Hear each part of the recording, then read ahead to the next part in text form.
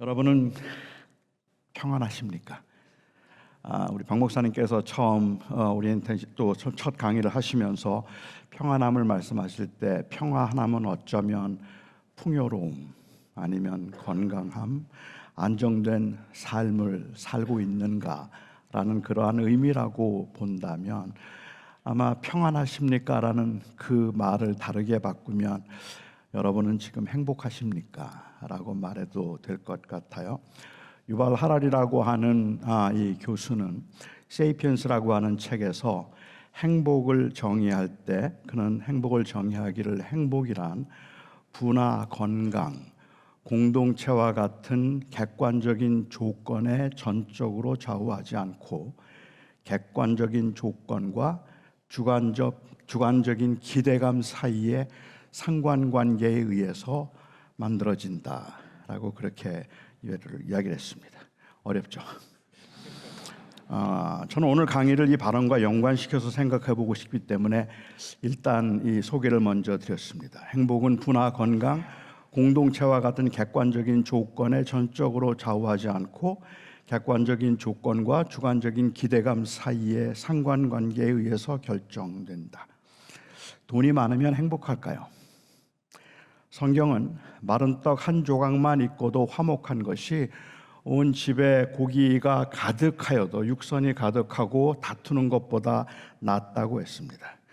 특별히 우리 그리스도인들은 돈이 많으면 행복하다는 말에 결코 동의하지 않을 거라고 생각합니다.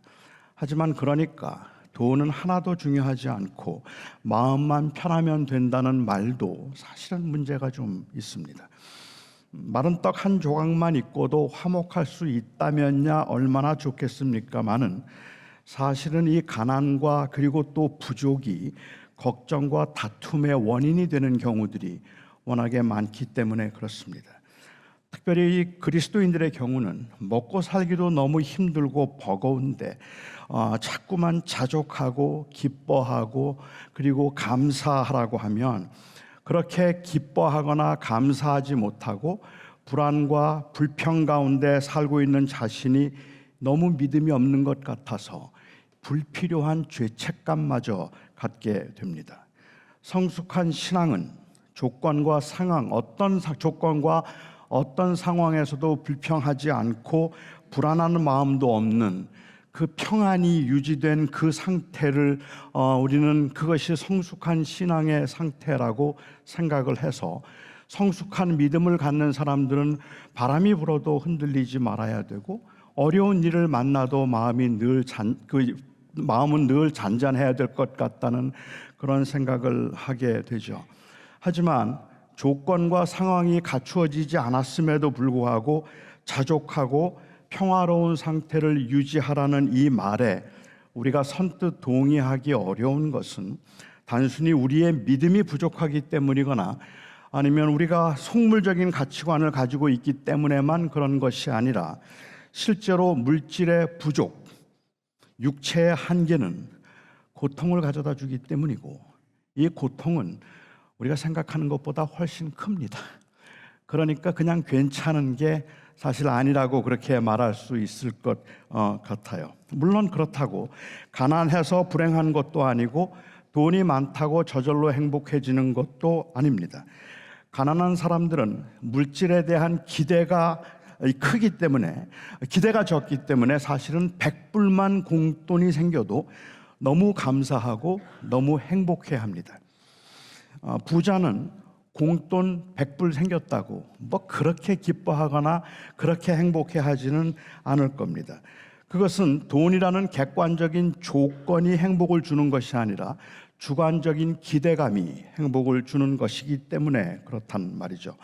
그러니까 유발 하라리 교수의 주장에 의하면 복권이 당첨되든 아니면 끔찍한 교통사고가 나서 몸이 많이 다치든 시간이 지나고 나면 이 사건들이 행복에 미치는 영향이 비슷해지는데 그 이유는 복권이 당첨되면 그러면 기대감이 높아져서 웬만한 일에는 별로 기쁨을 느낄 수 없게 되기 때문에 그렇고 자동차 사고로 몸을 많이 다치게 되면 기대감이 낮아져서 통증이 없는 하루에도 행복과 기쁨을 느낄 수 있기 때문이라고 했습니다.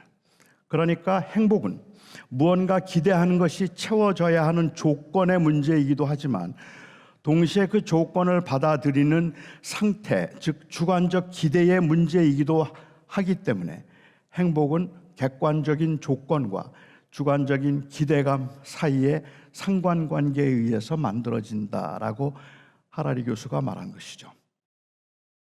아직도 어렵죠.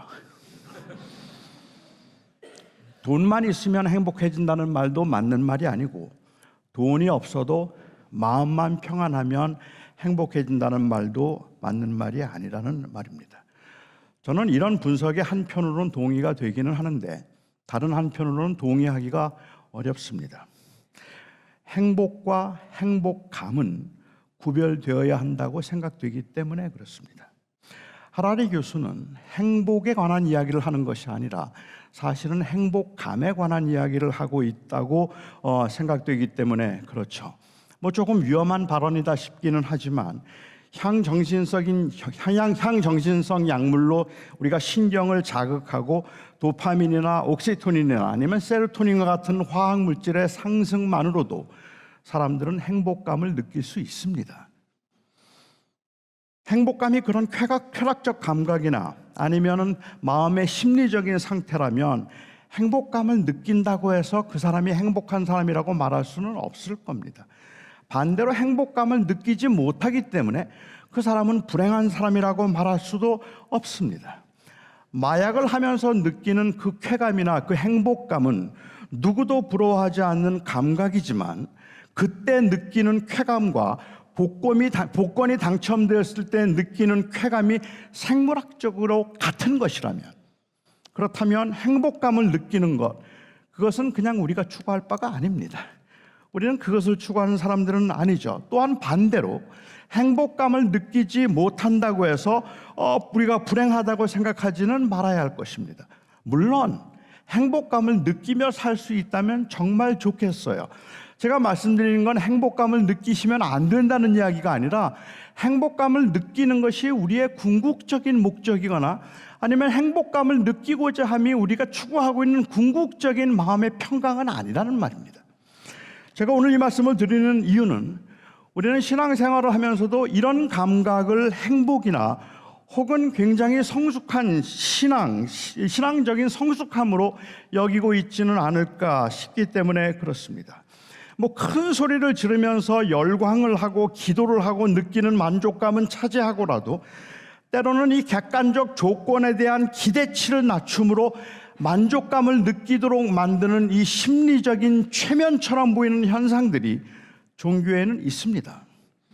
남편에게 매를 맞으며 사는 그 부인이 그 현실을 피하지 않고 어떻게 행복을 느낄 수 있을까요? 이틀에 한 번씩 맞다가 사흘 동안 매를 맞지 않았다는 사실에서 느끼는 안도감? 지난주에는 매 맞은 자리가 너무 아파서 잠을 잘 수 없었는데 이번에는 그래도 좀 잘 수 있었다고, 그래서 참 감사하다고 말하는 그 최저의 기대치에서 오는 위로감? 이런 걸 행복이라고, 아니면 이런 것을 신앙의 성숙이라고 불러도 될까요? 하루에 한 끼 해결하기도 어려워서 늘 배고픔 가운데 살던 사람이 따뜻한 밥상을 대하고는 재벌도 부럽지 않다고 감사하는 모습을, 저런 게 바로 진정한 감사이고 진정한 신앙의 성숙이라고 그렇게 말해도 정말로 괜찮을까요?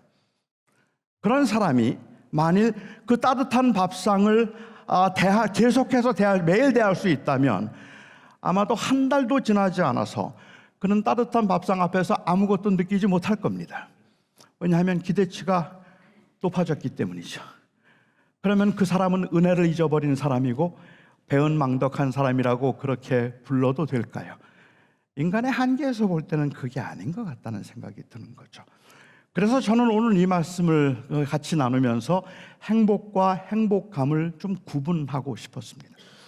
사람들이 간간히 있을지 모르는 그 행복감 때문에 그 행복감을 느끼기 위해서 그들에게 기대감을 낮추도록 하고, 그래서 작은 일에도 감사하라고 말하거나 아니면 지금은 우리가 고난 가운데 살고 있지만 하나님께서 복을 주셔서 요셉처럼 만들어 주실 것이고 아브라함처럼 만들어 주실 것이니까 그 믿음을 가지고 열심히 살면 하나님께서 복을 주실 것이라고 기대감을 높이도록 만드는 것, 이것이 과연 신앙이 우리가 믿고 있는 우리가 가지고 있는 그 신앙이 하는 일일까?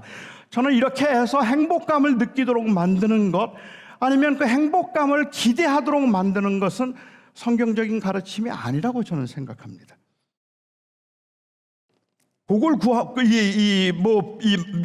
막연하게 복을 구하는 것, 글쎄요, 내적인 평강을 구하는 것, 제가 생각할 때는 다 필요한 모습이죠. 불가피함도 저는 인정을 합니다. 그럼에도 불구하고 엄밀히 그것은 결국 행복감의 이야기가 아닐까 하는 생각이 든다는 말이죠.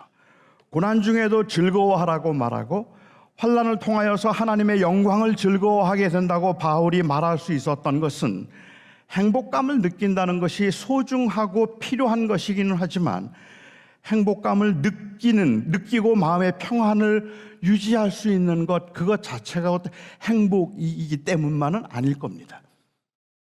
성경이 가르치는 전제는 명백합니다. 인간은 애당초 행복하지 않습니다. 인간은 행복할 수 없습니다. 행복감을 느껴도 인간은 행복하지 않습니다. 인간은 불행합니다. 인간의 결국은 죽음이고 그리고 심판이기 때문에 인간은 결국은 불행합니다. 행복해지려고 열심히 돈을 모으고 120세까지 건강하게 살려고 애를 쓰지만 그것이 가져다 주는 것은 결국은 일시적인 행복감일 뿐이고 그래서 행복하지는 않습니다. 가난하고 버겁게 사는 사람들만 불행한 사람들이 아니라 권력과 재력을 가진 부자와 왕이라고 할지라도 인간은 불행합니다. 인간은 궁극적으로 불행합니다. 인간이 가지고 있는 이 일시적인 소망은 행복감으로라도 만족할 수밖에 없을 만큼 사실은 절망적인 것입니다. 인생이 너무 절망적인 것이기 때문에 행복감이라도 느껴서 그것으로 잠시라도 만족하고 싶어 하는 것, 그 정도가 인간이 가지고 있는 희망이라고 말할 수도 있을 것 같아요. 행복감은 마약을 해도 느끼고 성적 쾌감에서도 느끼고 박사학위를 받았을 때도 느끼고 교회가 부흥해도 느낍니다. 그러나 그래서 그 인생이 행복한 것이 아니기 때문에 행복한 느낌을 원한다면 행복감을 느낄 수 있는 방법들은 다양하겠죠. 은혜를 구하거나 복을 받거나 많은 걸 누리거나, 그렇지 않다면 기대감을 낮추거나. 그러면 우리는 행복감을 느낄 수는 있겠지만 그 행복감에 안주할 수 있을 때는 인간이 절망적으로 불행함을 인정했을 때일 겁니다. 게임 중독에 빠진 한 고등학생이 자기 소원은 게임만 하다가 40세에 죽는 게 소원이래요.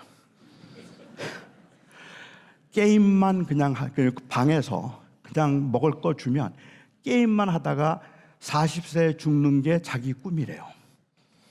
부모가 그를 설득하면서 그래도 그런 게 아니라고, 좋은 대학도 가서 번듯한 직업도 가지고 좋은 집에 살면서, 그러면서 사람들에게 인정받고 대접받고 여기저기 여행 다니면서 살면 얼마나 좋은데, 그 이야기를 했더니 그 아이가 한마디로 No, I don't want it. I am most happy only when I play games. 나는 게임할 때가 제일 행복해요. 그런 건 다 필요 없어요 라고 말하더래요.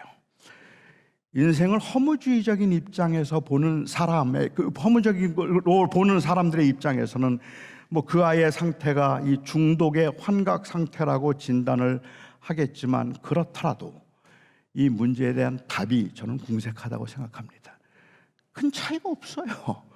아니 40살까지 그냥 하고 싶은 거 마음대로 하다가 40세까지 그냥 죽었으면 좋겠다는 그 아이를 뭘로 위로를 하겠습니까? 아니야, 그래도 열심히 살아서 좋은 집 살면 그거 진짜 좋아. No, I don't want it. 그냥 여행도 많이 다니면 얼마나 좋아. 아니 여행 필요 없고 그냥 그 방에서 게임만 하고 싶다는데 그걸 행복이라고 생각하고 있는 경우에 뭘로 답이 될까요? 좋은 대학에 나와서 넓은 집에서 걱정 없이 살아도 결국은 죽음 앞에서 인생은 허무한 것이기 때문이잖아요. 그게 인간의 궁극적 불행의 상태 아니겠습니까? 이런 불행한 인간에게 주어질 수 있는 제가 이해하기에 유일한 행복의 조건은 생명입니다. 생명뿐입니다. 이 생명을 포기하면 행복감을 느끼다가 죽는 것이 인생의 최선이겠다 싶기도 하지만 만약에 생명이 있다면 그리고 생명을 얻을 수 있다면 생명이 주어질 수 있다면 그렇다면 인생의 궁극적인 행복은 일시적인 행복감을 느끼는 것이 아니라 이 생명을 다시 소유하는 데 있는 겁니다. 이 생명을 소유할 때, 그때가 아니면 인간은 언제도 행복할 수 없는 궁극적인 불행한 상태에 있다는 말이죠. 바로 이러한 불행한 상태를 성경은 죄인됨이라고 부르고 회복된 행복한 상태를 자녀됨이라고 부릅니다.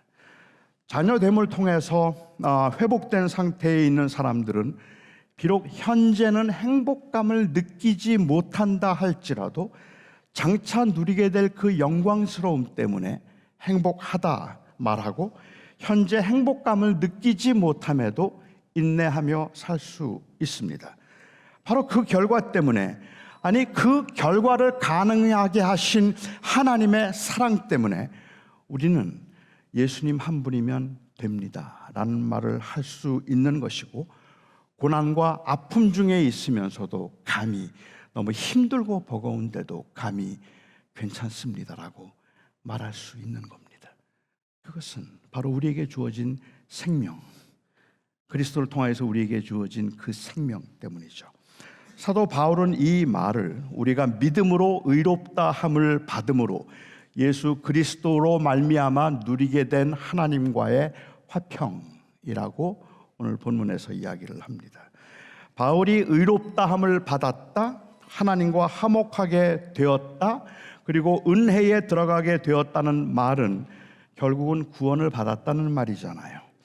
구원을 받았다는 말은 뭐 그냥 단순히 천국에 들어가게 되었다는 말로 이해할 수 있습니다. 애석하게도 이 종말적인 상태조차도 개인의 만족을 위해서 어떤 사유화시켜 버렸기 때문에 천국에 들어가면 고생 끝, 눈물 끝, 천국에 들어가면 언제나 행복하고 좋은 일만 있는 것이라고 생각하는, 여전히 행복감에 취해 있는 그 상태가 좀 애석하기는 하죠. 많은 사람들은 그래서 천국 가면 뭐 하는가를 궁금해해요. 천국 가면 뭐 하면 살까? 뭐 하면 살까 궁금해하죠. 믿음 생활을 잘 하신 분들, 그리고 교회 생활을 정말 성실하게 잘 하신 분들은 천국 가시면 리무진 타세요. 그리고 천국에 가서도 아주 넓은 큰 수영장이 있는 집에 사시게 될 겁니다. 하지만 믿음 생활을 대충 적당히 하신 분들은 천국에 가더라도, 천국 가서도 차가 없어서 걸어 다니셔야 될 겁니다. 이건 제 말이 아니고 천국에 다녀왔다는 펄시 콜레 목사의 이야기입니다. 펄시 콜레가 했던, 내가 본 천국에 보면 천국에 갔더니 이렇게 믿음 생활 잘한 사람은 정말 천국에서 너무 부유하게 살고 편하게 살고, 그렇지 않은 사람은 천국에서도 힘들게 살더라. 뭐 이렇게까지 허황되지는 않아도 천국에서 이는 하루에 5번씩 최고의 질로 드리는 예배가 있고, 달콤하고 새콤한 온갖 종류의 과일을 원하는 대로 먹을 수가 있고, 하고 싶은 만큼 영원토록 게임을 할 수 있고, 자고 싶을 때 자고, 놀고 싶을 때 놀고, 그리고 그곳에 모인 사람들과 항상 사이좋게 재미있게 영원하게 살 것이라고 사람들은 기대를 해요.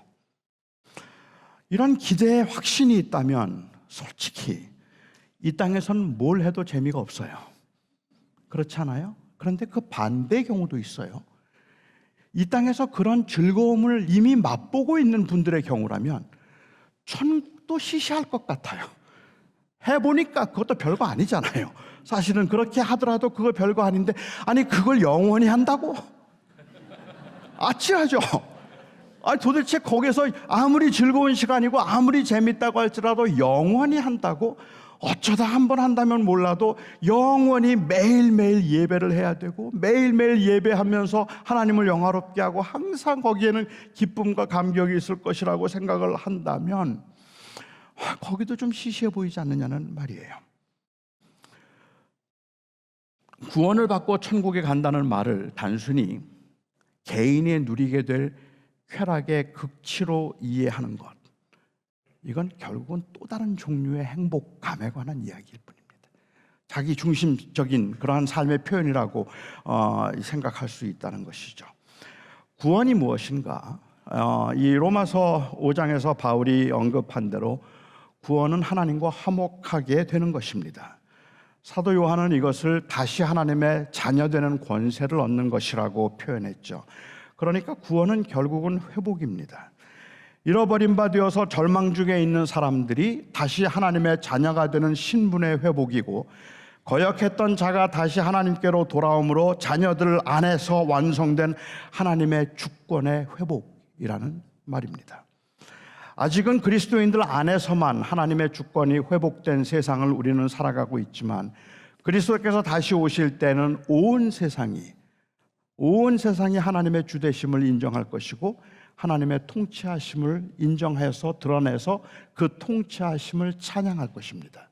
그러니까 예배의 궁극적인 목적은 나 개인의 어떤 쾌감의 극치에 달하게 만드는 그러한 쾌락적 감각을 이야기하는 것이 아니라 온전히 그리스도 하나님의 주되심을, 그 주되심을 찬양하고 진심으로 기뻐하는 것, 그러니까는 결국 그렇게 함으로 하나님을 영화롭게 하는 것, 이것이 바로 천국에서의 회복이라는 말입니다. 아마 어찌 생각하면 우리는 천국 가서도 또 예배하는 것, 그것이 좀 지루하겠다는 생각이 들 수도 있겠지만, 아마도 천국에서의 예배가 지루하다고 느끼는 그 이유도 어쩌면 여전히 예배에서 우리는 지극히 개인적인 자기 중심적 쾌감에 그 예배의 의미를 자꾸만 두기 때문에 그런 것이죠. 하지만 하나님을 영화롭게 하는 것, 하나님의 주권이 아름답게 드러나는 것, 온 천하 만물이 하나님이 하나님의 주되심을 인정하고 하나님의 통치하심 앞에 만족하고 기뻐하고 감사하며 그 하나님의 통치가 아름답게 이 땅에서 실현되고 그것을 인정하는 것, 이것을 예배라고 부른다면 우리가 정말로 천국을 고대하는 이유는 바로 이 그리스도의 주되심의 회복이란 말입니다. 이것을 그는 그 하나님의 영광을 즐거워한다라고 이렇게 이야기를 하게 되는 거죠. 우리가 천국에 갔을 때 가장 확실하게 보게 될 것은 우리가 얼마나 편안하게 살게 될 것인가 하는 것이 아니라 어떻게 하나님의 하나님 되심이 온전히 인정될 것인가 하는 것을 보게 될 겁니다. 우리는 하나님의 하나님 되심이, 그리고 그 영광이 온 땅에 충만하게 되는 그 모습의 경이로움 앞에 우리는 그야말로 예배를 하지 않을 수 없는 그 감격에 들어갈 거라고 저는 확신합니다. 이 말을 바울은 2절에서 이렇게 표현했죠. 그로 말미암아 우리가 믿음으로 서 있는 이 은혜에 들어감을 얻었으며 하나님의 영광을 바라고 즐거워하느니라. 하나님의 영광을 바라고 즐거워한다는 말을 대부분의 영어 성경에서는 We rejoice in hope of the glory of God. Rejoice in hope. 어떤 종류의 소망일까요? Hope of the glory of God. 하나님의 영광에 대한 소망이에요. 내가 어떻게 될 것인가에 대한 소망이 아니라 하나님의 영광에 대한 소망 안에서 우리는 즐거워한다라고 이야기를 하죠. 환난이 인내를, 인내가 연단을, 그리고 연단이 소망을 이룬다고 할 때 이 소망은 하나님의 영광에 대한 소망, 즉 하나님의 주권과 다스림의 회복에 대한 소망이라는 말입니다. 만일 우리가 궁극적으로 추구하는 것이 하나님의 다스림의 회복이고 이를 위한 즐거움이라면 우리는 사실 이 땅에 사는 동안에도 우리의 삶에서 이 하나님의 다스림을 인정하고 참된 평화를 우리는 경험할 수 있습니다. 바울은 이 통치에 대한 소망으로 이 땅에 사는 동안에도 우리는 즐거워한다라고 이야기를 해요. 고난 중에 즐거워한다는 말은 고난을 당해도, 이 말은 내가 천국에서 누리게 될 그 영광을 생각하면서 하하호호하고 웃을 수 있다는 말이 아닙니다. 환난 중에 있으면서 우리는 웃을 수 없습니다. 우리는 바람이 불고 물결이 일면 우리는 무서울 수밖에 없어요. 때로는 주님께서는 일부러 우리에게 이 두려움을 좀 만들어내시는 것 같다는 생각이 들 때도 있어요. 박 목사님께서 말씀하셨지만 이 예수님께서 제자들을 먼저 가라고 하시고 난 다음에 제자들이 광풍을 만나잖아요. 그리고 주님께서 물 위를 걸어서 제자들에게 오셨습니다. 그리고 제자들에게 오셨는데, 그런데 마가복음에 보면 기록이, 재미있는 기록이 있어요. 예수님께서 He was passing by, 지나가려고 하셨다. 지금 제자들이 고난당하는 걸 보고 오신 주님께서, 물 위를 걸어오신 주님께서 바로 급하게 오지 않으시고 지나가려고 하셨다 그래요. 이게 왜 지나가려고 하셨을까? 왜 지나가려고 하셨을까? 제가 그냥 혼자 제 상상할 때, 저의 그냥 이 좁은 소견에 상상해 볼 때는 이건 두려움을 만들어내는 거예요.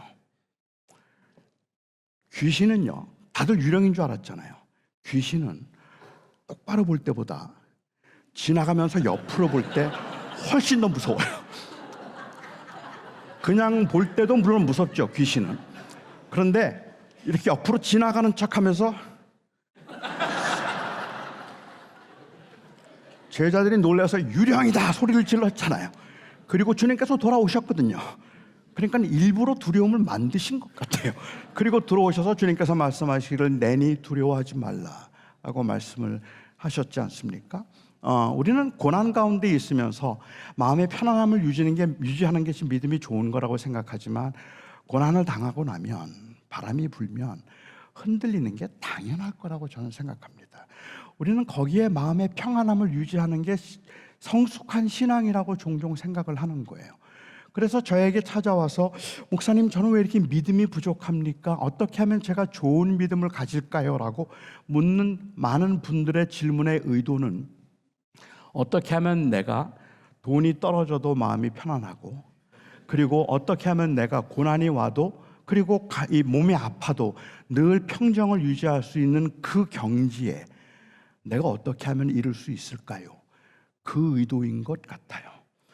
그러니까 엄밀하게 우리가 추구하고 있는 이 신앙의 성숙은 사실은 독립이에요. 하나님 안 도와주셔도 될 만큼 그 자리에 가 있는 그 상태를 우리는 원하는 거죠. 그걸 성숙이라고 생각하잖아요. 그러니까는 믿음이 좋은 저는, 그리고 아주 성숙한 저는 보통 기도를 할 때 저를 위해서는 기도할 게 하나도 없는 거 아시죠? 아무리 힘들고 어려워도 주님, 전 괜찮아요. 저는 걱정 없어요. 주님, 제 걱정 안 하셔도 돼요. 바람 분다고 제가 흔들리겠습니까? 아니면 사람들이 나를 욕한다고 제가 마음이 흔들리겠습니까? 주님, 저는 아무 걱정 없어요. 주님, 전 주님 한 분이면 돼요. 그러니까는 늘 저는 마음에 평안함이 있고 늘 행복합니다. 저는 괜찮은데요. 주님, 저 박 목사님 좀 도와주세요. 아니, 왜 저렇게 믿음이 없어서 아주 얼굴이 사갔어요. 저렇게 불안과 걱정과 근심 가운데 저렇게 목회를 하고 있는, 주님을 온전히 의지하지 못하고 있는 저 박 목사님 좀 불쌍히 여겨주시고, 그리고 좀 도와주셔서 믿음을 더하여 주시옵소서. 저요? 제 걱정 안 하셔도 돼요. 저는 절대 안 흔들립니다. 저는 문제 없습니다. 저는 괜찮아요. 이걸 성숙이라고 생각한단 말이에요. 그리고 어떻게 하면 우리가 그 경지에 이를 수 있을까를 생각하는 거죠. 그런데 제가 생각할 때는 우리가 고난 중에 즐거워하라는 말이 그냥 그런 경지에 이를 수 있는 것을 이야기하는 게 아니고, 진정한 성숙은 저는 절대적 의존이라고 생각합니다. 그러니까 성숙하면 성숙할수록 하나님 없이는 하루도 못 살아요. 하나님의 도우심 없이는 하루도 못 살고, 하나님, 저는 정말 아무것도 아닙니다. 주께서 저를 도와주시고 주께서 저와 동행하지 않으시면 저는 정말 아무것도 아닙니다. 그 고백으로 주를 더 꽉 붙들려고 하는 것이 신앙의 성숙이지, 주님, 저는 걱정 마세요, 제 걱정하지 마세요, 저는 아무 문제 없습니다, 그렇게 말하는 게 성숙이 아니라는 말입니다. 고난 중에 흔들리는 거 흔들릴 수 있습니다. 아니, 그럴 수밖에 없잖아요. 그런데 우리가 고난 중에도 즐거워한다는 말의 의미, 여기서 바울이 환난 중에 즐거워한다고 이야기할 때, 여기서는 즐거워한다고 말할 때 바울이 사용하는 일반적인 단어를 사용하지 않고 오히려 아주 독특한 의미를 가진 이 헬라 단어를 사용하고 있습니다. 여기에 즐거워한다라고 번역된 이 단어의 의미는 자랑하다 혹은 인정하다라는 의미의 단어입니다. 밝히 드러내어서 인정하고 부끄러워하지 않는다는 말입니다. 이건 단순히 고난이 우리에게 줄 수 있는 그 유익과 필요를 인정한다는 말이 아니라, 고난을 당하지만 이 고난 끝에 하나님께서 나를 환대하셔서 나에게 그 보상을 주실 것이라고 하는 것을 믿고 인내한다는 그 말을 하고 있는 것이 아니라, 고난 가운데 있지만 고난 중에 있으면서도 하나님의 영광에 대한 소망을 자랑하겠다는 말입니다. 고난 중에 즐거워한다는 말은 그 고난 가운데 있음에도 불구하고 하나님이 나를 다스리신다는 것을 나는 인정하겠다는 말이에요. 그게 즐거워한다는 말이죠. 그 하나님이 내 삶을 주관하고 계시다면 그 하나님께서 주관하시는 삶 가운데 저는 됐습니다라고 말할 수 있을 만큼 그 하나님을 신뢰하겠다는 의미겠죠. 하나님과의 관계가 회복됨으로 참된 자아를 찾게 되고 진정한 자유를 발견하게 됩니다. 다시 말하면 이제 하나님께서 우리의 주인이 되시고 우리의 삶을 주관하신다는 이 사실을 인정하면서부터 우리는 비로소 참된 평화를 말할 수 있다는 말입니다. 그 하나님과의 관계가 회복되지 않은 상황에서 이야기하는 이 모든 평화에 관한 이야기는 왠지 행복감에 관한 이야기처럼 들려지는 거죠. 어떤 감각, 어떤 느낌, 일시적으로 느낄 수 있는 그러한 안정됨, 이것들이 아니라 그게 필요 없다는 이야기를 드리는 건 물론 아닙니다. 오히려 그 하나님이 나를 다스린다는 사실을 우리가 인정함으로부터 여전히 힘들고 버거운 삶에서도 우리는 그 하나님의 주되심을 내가 인정하여 자랑할 때 저는 거기에서 비로소 평강이 온다고 생각하는 거죠. 그렇다면 저는 제가 생각할 때 하나님의 다스림을 인정함으로 참된 평화를 누림에 있어서 우리가 이 땅에 사는 동안에는 가장 큰 장애가 되는 것, 그것이 바로 이 자기중심성이라고 생각합니다. 다르게 얘기한다면 자기중심성에서 비롯된 비교입니다. 이게 우리를 극도로 불안하게 만들고 있는 요소가 되는 거죠. 인간 불만의 대부분은 삶의 현장에서 경험하는 불편함 그 자체보다는 사실은 비교에서부터 비롯되는 경우들이 더 많습니다. 저는 요즘에 걷는 게 점점 더 불편해집니다.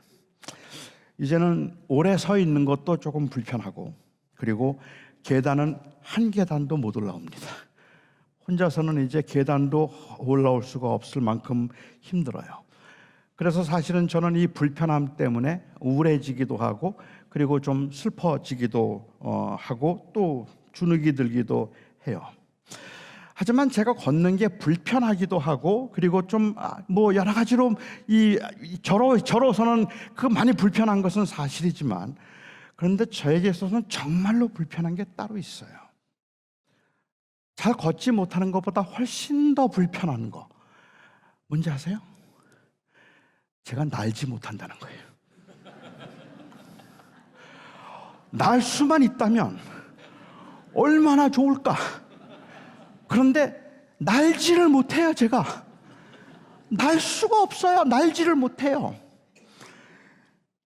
걷지 못한다는 것보다 훨씬 더 불편한 게 날지 못한다는 건데, 날지 못해서 불편하지만 저는 제가 날지 못해서 불행하다는 생각은 아직까지 한 번도 해본 적이 없어요. 왠지 아세요? 아무도 못 나니까. 아마 여기에 계신 분 중에 한 3분만 날기 시작하면 나머지는 다 불행해지는 거 아시죠? 왜 나는 날지 못할까? 저 사람은 나는데 왜 나는 날지 못할까? 그 불행함이, 원래 내가 날지 못한다는 사실이 가져다주는 불편함은 생각이 물론 크지만 거기에 대한 기대감이 없기 때문일 수도 있겠지만, 그렇지만 사실은 그것을 비교할 수 있는 대상이 없기 때문에 내가 걷기만 한다는 것도 괜찮아요. 그런데 나는 사람이 생기기 시작하면 그러면 힘들단 말입니다. 모두가 가난할 때는 내가 가난하다는 게 불행이라고 생각하진 않았어요. 불편한 게 말도 없이 많았지만 아무도 차를 가지고 있지 않을 때는, 그럴 때는 차가 없이 그냥 버스를 타고 다니고 걸어 다니는 것, 그것 때문에 내가 불행하다고 생각한 적이 없죠. 그런데 옆집 김 씨가 차를 사고 앞집 박 씨가 차를 사면 그다음부터는 나는 뭐지? 나는 왜 이렇지? 하는 생각을 하면서 점점 우리가 불행하다는 생각을 하게 되죠. 가난이 불편하기는 해도 그 불편함 때문에 불행하다는 생각을 하지는 않는데, 잘 사는 사람들이 있어서 불행한 거거든요. 그러니까 정말로 그 기대치를 낮추어서 어쨌든 여러분들이 정말 행복하게 살고 싶으시면 이 기쁨의 교회 교인들은 적어도 다 가난하면 돼요. 그러면 그냥 하나도 불행하지 않아요. 그런데 여기저기 잘 사는 분도 계시고 못 사는 분도 계시고 비교의 대상들이 있다는 것이 때로는 우리를 우울하게 만들고, 때로는 우리를 우월감을 가지고 자랑하게 만들기도 하고, 교만하게 만들기도 하고, 낙심하게 만들기도 한다는 말입니다. 우리가 정말로 그리스도의 그 다스림을 부끄러워하지 않는다면, 그리고 그 주님께서 나를 다스리시고 내가 그 주님의 다스림 때문에 나는 오히려 즐거워한다라고 그렇게 이야기를 하고, 그 주님의 다스리심이 온전히 회복될 그 영광의 소망을 가지고 나는 고난 중에도 즐거워한다라고 이야기한다면, 우리는 결코 우리가 그 부유함 때문에 교만할 수도 없고 우리가 가난해서 불행하다고 말하지도 않을 거라고 저는 생각합니다. 우리는 그런데 사실 우리의 삶 속에서 언제나 하나님의 주되심을 인정한다고 이야기를 하고 있음에도 불구하고 우리의 삶에서 하나님이 주되심을 인정한다는 그 말의 의미가 정말로 그 주권을 인정하는 것이 아니라 그냥 교회에서는 늘 하는 말이라고 생각되는 일종의 클리셰처럼 그냥 사용하는 말 같다는 생각이 들 때가 너무 많아요. 그게 아쉽죠. 한 2년 만에 한 1,500명, 2,000명 되는 교회 가보면 뒤에 크게 플래카드가 붙어 있어요. 하나님이 하셨습니다 하는 카드. 하나님이 하셨습니다. 저는 그 고백이 진실하다고 믿어요. 그런데 정말로 하나님이 하셨다고 생각한다면 그것 때문에 자랑하면 안 되잖아요. 그것 때문에 다른 사람들 앞에 우월감을 가지면 안 되는 거잖아요. 하나님이 하신 거니까. 그런데 우리는 말은 그렇게 하지만 은연중에도 거기에 대한 그 자랑이 있다는 말이죠. 그래서 하나님이 하셨습니다라는 말을 좀 더 진지하게 고민해서 고백하지 않는 것 같다는 생각이 들 때 가끔은 아쉽다는 생각이 듭니다. 제가 작년에 여기 왔을 때 우리 교사들에게 이야기하면서 제가 예를 드렸었는데, 어느 한 주일학교 선생님이 아이들에게 질문했어요. 여러분, 내가 누군지 한번 맞춰보세요. 난 누굴까요? 나는 키가 한 15cm 정도 되고 털이 많고 꼬리가 길고 나무를 기어오릅니다. 난 누구죠? 여러분처럼 아무도 대답을 안 했어요. 선생님이 괜찮으니까 말하세요. 괜찮습니다. 자, 누구든지 말해보세요. 난 누굴까요? 나는 키가 15cm 정도 되고 그리고 나무를 기어오르고 도토리를 모아두고 꼬리가 깁니다. 나는 누구죠? 한 아이가 손을 들고 조심스럽게 대답합니다. 제 생각에는 다람쥐 같은데 정답은 예수님이죠. 이 아이는 교회에서 물으면 언제나 예수님이라고 대답을 해야 된다고 배웠기 때문에, 그러니까 이성적으로 합리적으로는 틀림없이 다람쥐인데 그래도 교회에서는 다람쥐라고 말하면 안 되니까 예수님이라고 말하는 거죠. 이 설교 누가 준비했을까요? 예수님이요. 이 물은 누가 주셨을까요? 예수님이요. 아니요. 이 설교 제가 준비한 겁니다. 그렇게 말하는 순간 아마 여기 계신 어떤 분들은 교만해. 이건 제가 준비한 거라는 말의 의미는 오늘 아침에 일어났더니 이게 책상 위에 있길래 가져온 겁니다. 그 뜻이 그게 아니라는 말이잖아요. 물론 하나님께서 지혜도 주셨겠죠. 하나님의 인도하심도 있었겠죠. 그런데 왠지 하나님이 하셨습니다라는 그 말이 주님이 주셨습니다라는 그 말이 그냥 진심으로 하는 말이 아니라 교회에서 사용하는 그냥 관용구 같은 그런 경우들이 얼마나 많을까. 그것보다 더 심각한 건 뭔지 아세요? 왜 하나님이 하셨습니다는 말을 교회가 부응한다면 말하죠? 교회가 부응하지 않을 땐 하나님이 하시는 거 아닌가요? 왜 교회가 크고 나면 하나님이 하셨고 부자가 되고 나면 하나님이 하셨습니다. 난 한 거 아무것도 없습니다. 한 거 아무것도 없는데 교회가 여전히 어려운 상황에서 교회가 버겁게 사역을 하고 있는 목회자라도 하나님이 하신 거잖아요. 제가 이 계단 하나를 제대로 올라오지 못해서 박 목사님의 도움을 가지고 올라온 이것도 하나님이 하신 거잖아요. 가난함에서도 부함에서도 형통함에서도 성공함에서도 하나님의 다스림을 인정할 수 있다면 바울이 말하고 있는 내가 환난 중에 즐거워한다는 말은 그 환난 중에도 주님이 나를 다스리신다는 것을 나는 인정한다는 말이죠. 그것이 바로 그가 누릴 수 있고 이 땅에서 영원한 그 하나님의 나라에서 온전히 회복될 때 이것도 회복되겠지만 적어도 이 땅에서 우리가 누릴 수 있는 그 기쁨은 바로 주의 다스림에 대한 인정이라는 말입니다. 어떤 상황에서도 힘들고 어려운 상황에서도 주의 다스림을 인정할 수 있을 때 그때 거기에 평강이 있는 거죠. 주님이 다스리시니까. 저는 지금 어렵고 힘든 삶을 살아가고 있는 여러분들에게 그럼에도 불구하고 여러분 남들과 비교하지 말고 성실하게 살라는 말이 경우에 따라서 얼마나 부당한 요구인지 저는 압니다. 나보다 성실하게 살지 않았음에도 불구하고 더 큰 부자가 되고 부정과 불의의 양심의 가책조차 느끼지 않고 돈을 모았던 사람이 자녀의 신앙에는 아랑곳하지 않고 최고의 대학에서 최고의 자리에 오르는 것을 목표로 산 사람들이 지금 얼마나 행복해하고 웃고 있는지 알고 있는 여러분들에게 인생은 공평하다 말하고 그래도 착하게 사는 사람들이 복을 받는다 하는 말이 얼마나 말도 안 되는 말인지 저는 압니다. 처음부터 흙수저로 태어나서 온갖 몸부림을 치며 제대로 한번 살아보려고 그렇게 애를 썼지만 도저히 넘어갈 수 없는 한계 앞에서 수없이 좌절하고 그나마 일할 곳이 있고 그래도 그나마 먹을 것이 있으니 감사하자고 위안하며 작은 일에 행복을 찾아가고 있는 그 모습이 대단한 사람들의 성공 앞에만 서면 한없이 쪼그라드는데 그래도 감사하라고 말하고 그래도 성실하라고 말하고 그래도 최선을 다해서 살자는 말이 얼마나 무모한 말인지 압니다. 정말 복음을 위해서 살겠다고 헌신했는데 한결같이 복음을 위해서만 살았는데 수십 년 동안을 얼마 되지 않는 교인들을 놓고 가난과 패배감에 시달릴 때마다 주를 위한 헌신의 결국이 이건가 싶은 사역자들에게 그래도 조금만 더 열심히 기도하고 조금만 더 성실히 설교 준비해서 설교하고 부르짖으면 하나님께서 우리 교회처럼 부흥시켜 주실 것이라는 그 말이 그리고 그 인생 성공담이 나는 이렇게 성공했다는 성공담이 얼마나 공허한 소리인지 저는 압니다. 그런데 바울이 환난 중에 즐거워하라고 말하는 것은 바로 그것을 권하고 있는 겁니다. 환난 중에 즐거워하라고 말하고 있는 것은 바로 그것을 권하는 거죠. 한글 성경에는 하나님과 화목을 누리자라고 번역이 되어 있는데 그래서 이 원래 권유형일 수도 있겠고 아니면 서술형일 수도 있습니다. NIV 성경처럼 We have peace 라고 그렇게 이야기할 수도 있겠고 한글 성경처럼 Let us have peace 라고 이야기할 수도 있겠죠. 사본상은 두 개 다 비슷해요.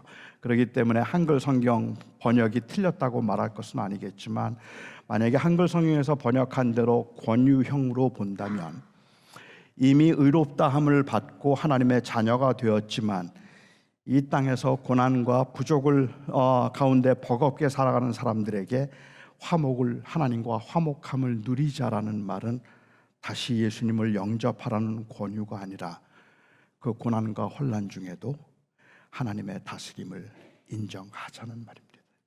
그것을 권유하고 있는 것이죠. 우리 하나님과 화목함을 누리자라고 말하는 것은 그냥 예수 믿으세요라는 그 말이 아니라 이미 믿고 있는 그 사람들에게 고난과 혼란 가운데 있고 어려움 가운데 있다고 할지라도 우리가 하나님과 평화를 누리자. 그 하나님과의 평화를 누리자는 말을 바꿔서 얘기하면 하나님의 다스림을 인정하자 그 말이죠. 그리고 그것을 자랑하자 하는 말입니다. 물론 이 말에는 이 땅에서의 형통과 풍요로움 가운데도 하나님의 다스림을 인정하자는 의미도 포함되어 있으니까 언제나 가난만을 이야기하는 건 아닐 겁니다. 세상에 속하였지만 세상에 살고 있는 성도들이 이 세상의 거친 물결 가운데 불안과 두려움을 경험하지 않을 수는 없겠지만 그럼에도 우리는 몸부림치며 하나님의 그 다스리심을 인정하자는 말입니다. 그것이 우리가 이 땅에서 누려야 될 평화입니다. 진정한 화목은 소유의 만족에 있는 것이 아니라 하나님이 내 인생을 다스리신다는 사실에 대한 인정에서부터 비롯되기 때문에 그렇죠. 바울은 이 말을 환난은 인내를, 인내는 연단을, 연단은 소망을 이루는 줄 알미라고 했습니다. 저는 이 말이 그냥 단순히 인과적인 순서를 말하고 있다고 생각하지는 않습니다.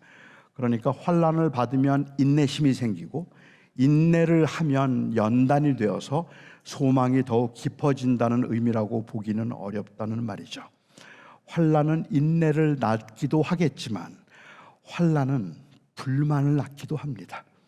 환난을 많이 당한 사람들이 성숙해지지 않습니다. 그 환난을 어떻게 대하는가에 따라 달라지죠. 오히려 환난 때문에 마음에 상처를 갖게 되는 경우들도 얼마나 많은데요. 환난은 인내를 낳는 것, 그건 아닌 것 같아요. 아니 그뿐만 아니라 굉장히 극심한 환난 가운데 사는 분들은 인내를 위해서 환난을 받으라고 말한다면 솔직히 그건 좀 원하지 않을 것 같다는 생각이 들어요. 그렇죠.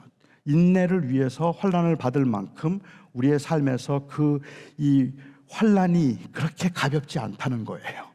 환난이 인내를 낳는다. 그렇게 인내를 하다 보면 우리가 연단이 되어서 그래서 소망을 갖게 된다는 어떤 인과적인 순서를 이야기하고 있는 것이 아니라 저는 이것이 이중 강조라고 생각합니다. 계속해서 강조를 하고 있는 거죠. 누구도 인내를 여기서 말하는 건 결국은 인내라는 이 단어는 포도즙 틀에서 포도주를 짜내는 것, 이것을 인내라고 이렇게 번역을 했어요.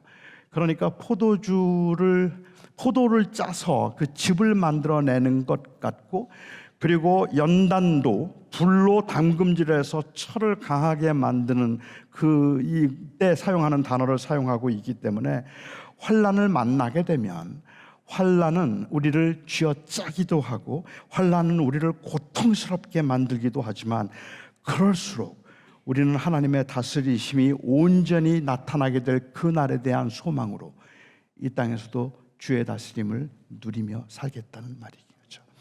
그러니까는 어떤 순서가 이거 다음에 이거 나온다는 것보다는 오히려 극심한 환난을 일으킬 그 경우라고 할지라도 환난이 인내를, 인내가 연단을, 여기에는 순서를 그렇게 기록한 건 아닌 것 같아요. 그런데 거기에 그런 그 과정을 통해서 우리는 정말 힘들고 점날 버겁지만 그러나 우리는 환난 가운데 소망을 더욱 갖게 된다.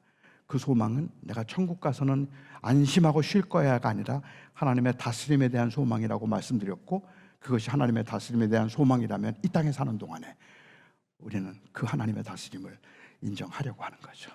그리고 인정하고 사는 것이겠죠. 이 소망이 우리를 부끄럽게 하지 않을 것은 바울이 마지막에 결론으로 이야기하는 것처럼 그리스도의 사랑이 이것을 확증하였기 때문입니다. 그리스도께서 우리를 위해서 십자가에 죽으시고 그리스도께서 우리를 용서하심으로 그리스도께서 바로 이 사랑의 확증이 되셨기 때문에 그의 죽으심과 고난은 단지 고난의 유익을 보여주는 사건이 아니라 이 땅에서도 그리스도가 주되심을 실현한 사건입니다.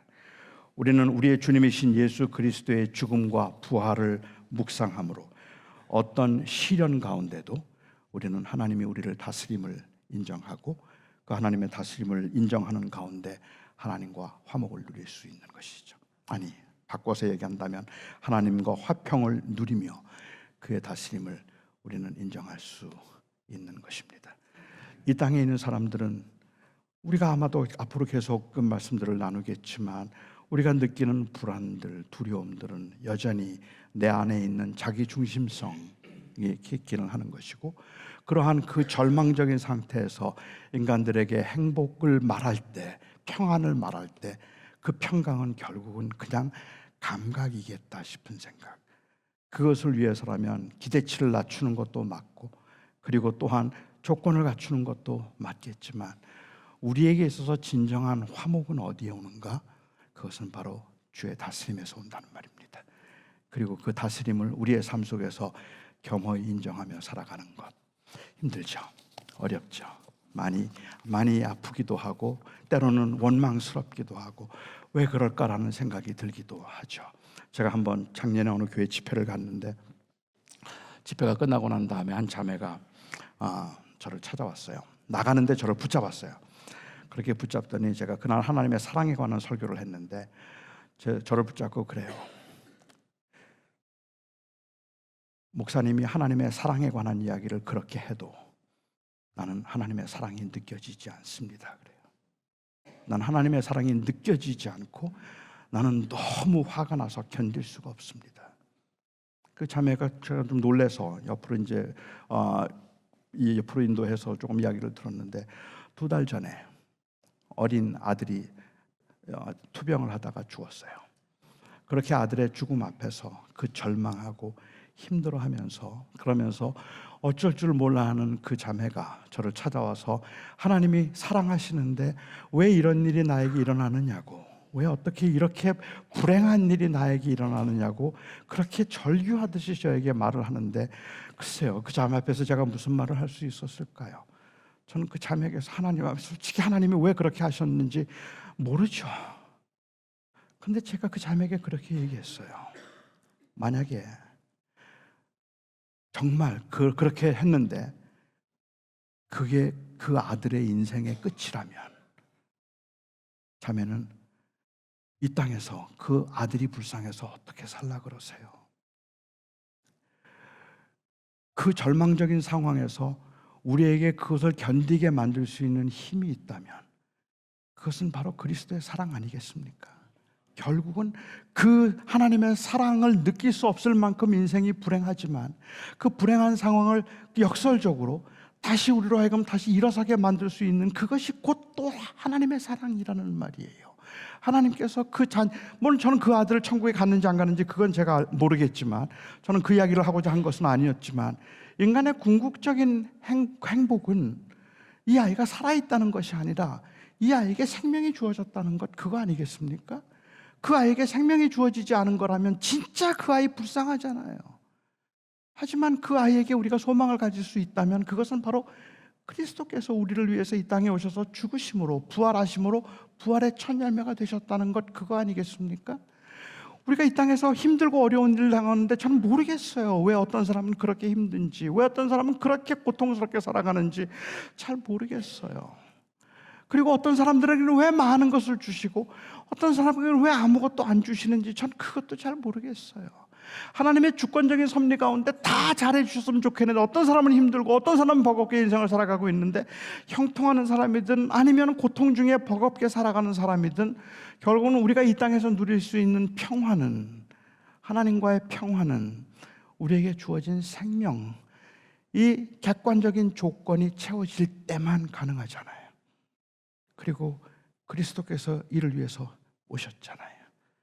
우리는 바로 그리스도를 믿는 사람들, 예수 그리스도를 믿음으로 천국 들어가서 영원히 살 그런 얘기가 아니라, 그렇기도 하겠지만, 우리가 예수 그리스도를 이제 믿는 사람들이라는 그 말의 의미는 이제 하나님이 다시 나의 인생의 주인이 되셨으니까 그것이 온전히 회복될 그날을 기다리며 이 땅에서 사는 동안에도 나는 치열하게 그리스도가 나를 다스리심을 인정하며 살 것입니다.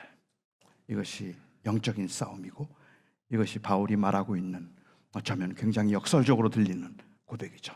나는 환난 중에 즐거워한다. 그렇죠.